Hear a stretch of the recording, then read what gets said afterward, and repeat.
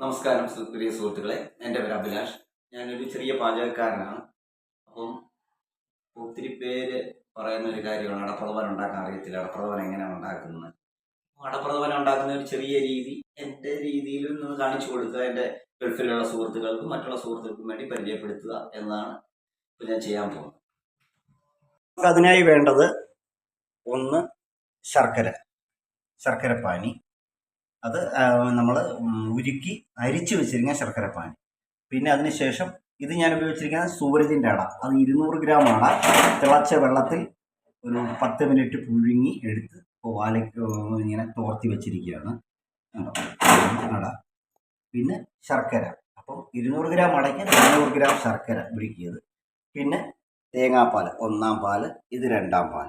പിന്നെ ഈ ജീരകപ്പൊടി, ചുക്കുപൊടി, ഏലക്ക, കിസ്മിസ്, അണ്ടിപ്പരിപ്പ്. പിന്നെ ഞാൻ ഉപയോഗിക്കുന്നത് മലനാടിൻ്റെ നെയ്യ്, അത് ഒരു 100 ഗ്രാം നെയ്യ് മലനാടിൻ്റെ. ഇത്ര ഐറ്റമാണ് ഉപയോഗിക്കുന്നത്.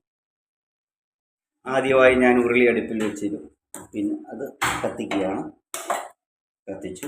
അതിനുശേഷം ഞാൻ ഈ ശർക്കരപ്പാനി എടുത്ത്, ഇത് ഉരുക്കി വെച്ചിരിക്കുന്ന ശർക്കരയാണ്, ശർക്കര ഉരുക്കി വെച്ചിരിക്കുന്നതാണ്. ഇത് ഞാൻ ഇതിലോട്ട് അരിച്ച് ഒഴിക്കാൻ പോകും.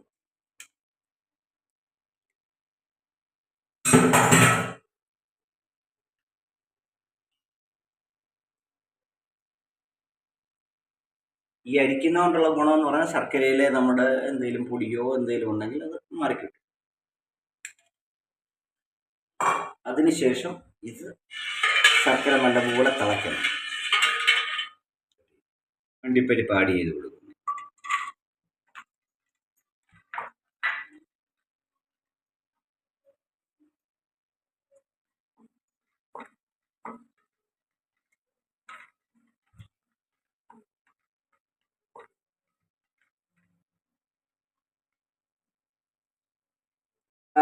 നല്ലപോലെ വരണ്ട് നല്ല പറ്റി വരുന്നു.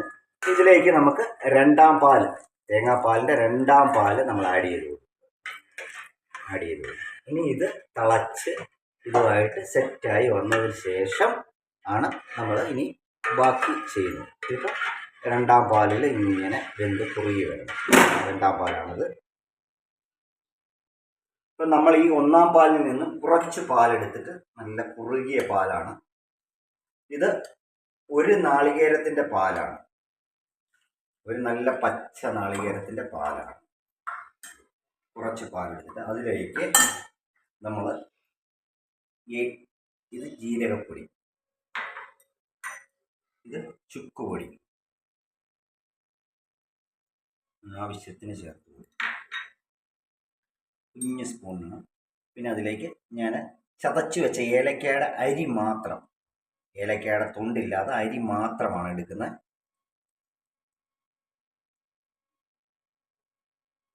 അരി മാത്രം യൂസ് ചെയ്ത് കൊടുക്കുന്നുണ്ട്.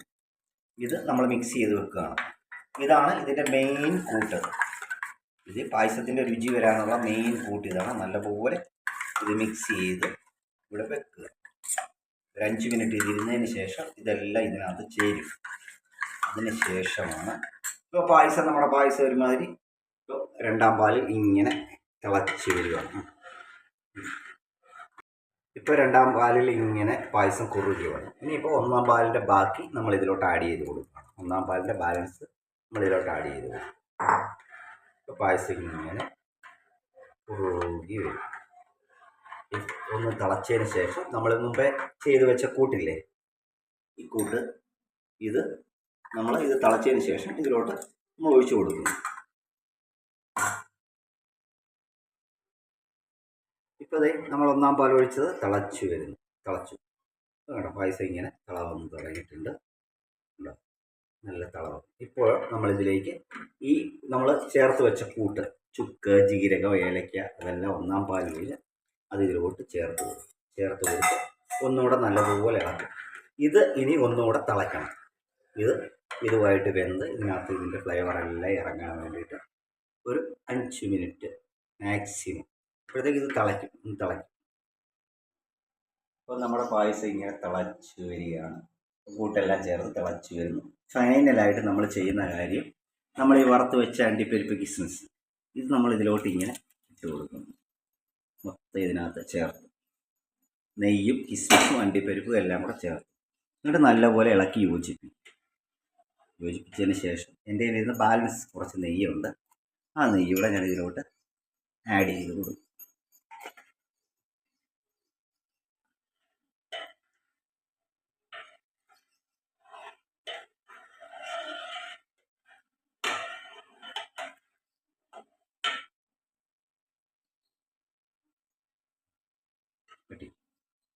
ഇപ്പോൾ നമ്മുടെ പായസം എല്ലാം റെഡിയായി.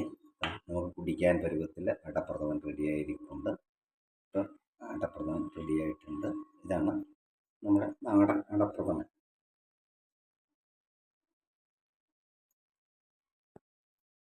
ഇത് തണുത്ത് കഴിയുമ്പോൾ കുറച്ചുകൂടെ ഒന്ന് കുറുവും. ഒത്തിരി കുറുക്കരുതാരും. ഒരു ലൂസ് പരുവത്തിലിട്ടാൽ നമ്മൾ ചൂടാറുമ്പോഴത്തേക്ക് കുറുവും. കൂടുതൽ കുറുക്കി കഴിഞ്ഞാൽ ഇത് കുറുകിപ്പോകും, നമുക്ക് കോരി കഴിക്കേണ്ടത്.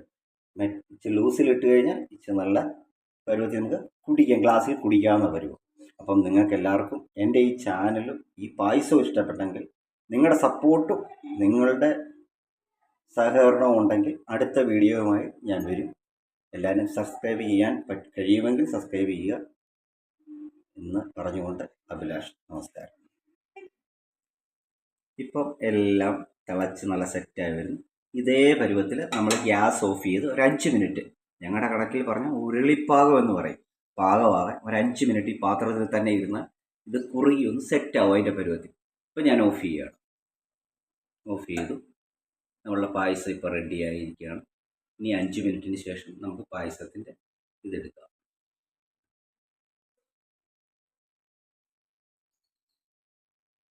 ഇപ്പോൾ നമ്മുടെ പായസം എല്ലാം റെഡിയായി. നമുക്ക് കുടിക്കാൻ പരുവത്തിൽ അടപ്രഥമൻ റെഡിയായിരിക്കുന്നുണ്ട്. ഇപ്പം അടപ്രഥമൻ റെഡിയായിട്ടുണ്ട്. ഇതാണ് നമ്മുടെ നാടൻ അടപ്രഥമൻ.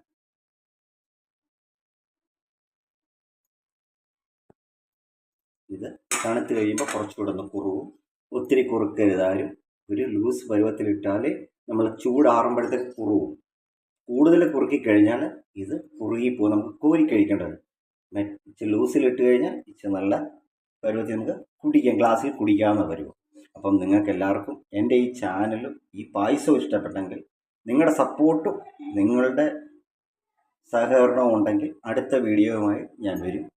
എല്ലാവരും സബ്സ്ക്രൈബ് ചെയ്യാൻ കഴിയുമെങ്കിൽ സബ്സ്ക്രൈബ് ചെയ്യുക എന്ന് പറഞ്ഞുകൊണ്ട് അഭിലാഷ്, നമസ്കാരം. നല്ലപോലെ വരണ്ട് നല്ല പറ്റി വരുന്നു. ഇതിലേക്ക് നമുക്ക് രണ്ടാം പാൽ, തേങ്ങാപ്പാലിൻ്റെ രണ്ടാം പാൽ നമ്മൾ ആഡ് ചെയ്ത് കൊടുക്കും. ഇനി ഇത് തിളച്ച് ഇതുമായിട്ട് സെറ്റായി വന്നതിന് ശേഷം ആണ് നമ്മൾ ഇനി ബാക്കി ചെയ്യുന്നത്. ഇപ്പം രണ്ടാം പാലിൽ ഇങ്ങനെ വെന്ത് കുറുകി വരണം. രണ്ടാം പാലാണത്.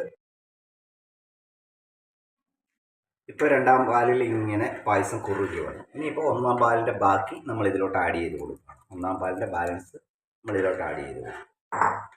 ഇപ്പോൾ പായസം ഇങ്ങനെ കുറുകി വരും.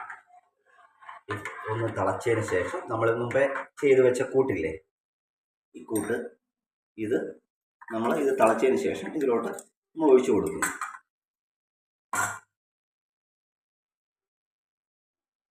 അപ്പോൾ നമ്മുടെ പായസം ഇങ്ങനെ തിളച്ച് വരികയാണ്. കൂട്ടെല്ലാം ചേർത്ത് തിളച്ച് വരുന്നു. ഫൈനലായിട്ട് നമ്മൾ ചെയ്യുന്ന കാര്യം, നമ്മൾ ഈ വറുത്ത് വെച്ച അണ്ടിപ്പരിപ്പ് കിസ്മിസ് ഇത് നമ്മൾ ഇതിലോട്ട് ഇങ്ങനെ ഇട്ട് കൊടുക്കുന്നു. മൊത്തം ഇതിനകത്ത് ചേർത്ത് നെയ്യും കിസ്മിസും അണ്ടിപ്പരിപ്പും എല്ലാം കൂടെ ചേർത്ത് എന്നിട്ട് നല്ലപോലെ ഇളക്കി യോജിപ്പിച്ചതിന് ശേഷം എൻ്റെ കയ്യിൽ ഇരുന്ന് ബാലൻസ് കുറച്ച് നെയ്യുണ്ട്. ആ നെയ്യൂടെ ഞാൻ ഇതിലോട്ട് ആഡ് ചെയ്ത് കൊടുക്കും.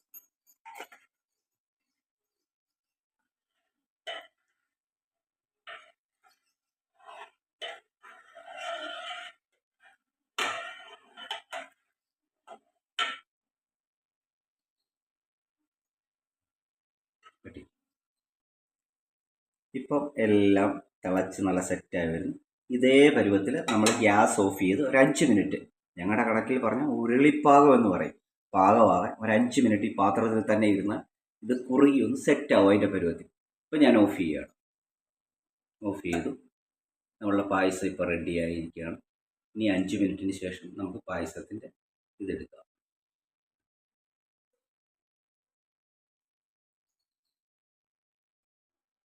ഇപ്പോൾ നമ്മുടെ പായസം ഇങ്ങനെ തിളച്ച് വരികയാണ്. കൂട്ടെല്ലാം ചേർന്ന് തിളച്ച് വരുന്നു. ഫൈനലായിട്ട് നമ്മൾ ചെയ്യുന്ന കാര്യം, നമ്മൾ ഈ വറുത്ത് വെച്ച അണ്ടിപ്പരിപ്പ് കിസ്മിസ് ഇത് നമ്മൾ ഇതിലോട്ട് ഇങ്ങനെ ഇട്ട് കൊടുക്കുന്നു. മൊത്തം ഇതിനകത്ത് ചേർത്ത് നെയ്യും കിസ്മിസും അണ്ടിപ്പരിപ്പും എല്ലാം കൂടെ ചേർത്ത് എന്നിട്ട് നല്ലപോലെ ഇളക്കി യോജിപ്പിച്ചതിന് ശേഷം എൻ്റെ കയ്യിൽ ഇരുന്ന് ബാലൻസ് കുറച്ച് നെയ്യുണ്ട്. ആ നെയ്യ് കൂടെ ഞാൻ ഇതിലോട്ട് ആഡ് ചെയ്ത് കൊടുക്കും.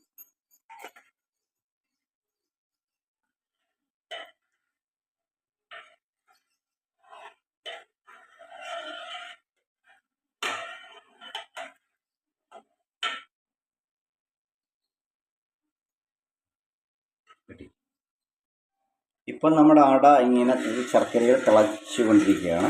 ഇത് തിളച്ചാകുന്ന സമയം കൊണ്ട് ഞാനിവിടെ ഈ ഒരു ചെറിയ പാൻ വെച്ചിട്ട് ഇതിലോട്ട് നെയ്യ് ഒഴിച്ചു കൊടുക്കും. അണ്ടിപ്പരിപ്പ് വറുത്തെടുക്കും. ഇതിലോട്ട് ഞാൻ നെയ്യ് ഒഴിച്ചു കൊടുക്കുന്നു. കുറച്ച് നെയ്യ് ഒഴിച്ചു അതിലേക്ക്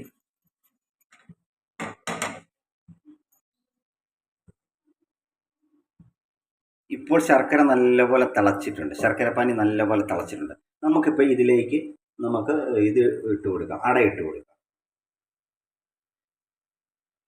പുഴുങ്ങി വെച്ചിരിക്കുന്ന അടയാണ്, അതിട്ട് നമ്മൾ ചേർത്ത് കൊടുക്കുക.